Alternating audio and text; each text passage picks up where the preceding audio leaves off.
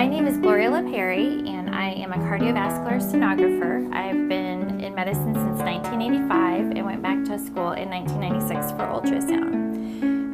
My main specialty is cardiac ultrasound, and I believe that is how I found my heart defect. I initially started having kind of some chest pain and shortness of breath, and so one of my co-workers, she took a look at my heart, and that's when they discovered I had a congenital heart defect that I never knew about and no one ever detected.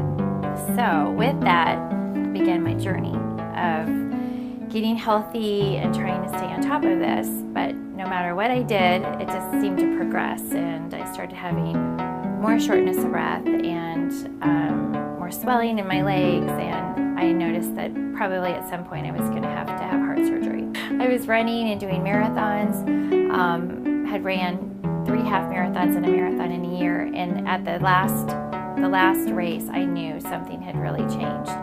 So I went and saw my cardiologist, and he saw that I had basically an aneurysm with a bicuspid aortic valve, and that is a valve that was congenitally abnormal. You normally should have 3 leaflets to your valve, and I only had 2. And because of that, it was making me have an aneurysm in the great vessel, which was the aorta.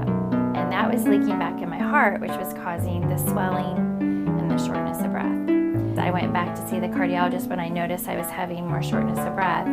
He said my aneurysm had gotten bigger. And because of that, I would be having surgery in the next 4 weeks.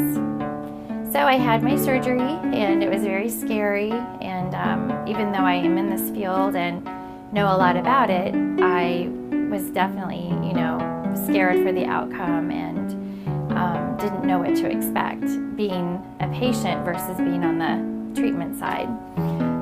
But it went fine, and I had my surgery, and it was super successful at KU Medical Center, and I felt grateful for their amazing care and help. The rehab was probably the most surprising for me, because I thought because I had been running I would have this great recovery and no problem, but I would say it took me a good year to actually get back to where I was.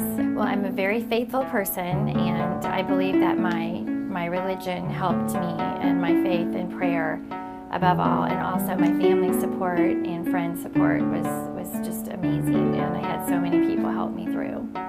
So, and my daughter, she's everything to me, and I wanted to be healthy for her and make sure that I bounced back.